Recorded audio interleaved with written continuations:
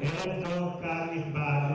נפתח את הערב בהדלקת נר חנוכה, נרות חנוכה, על ידי הרב מנסבך, ששימש שנתיים כרב בית הכנסת כאן. ברוך אתה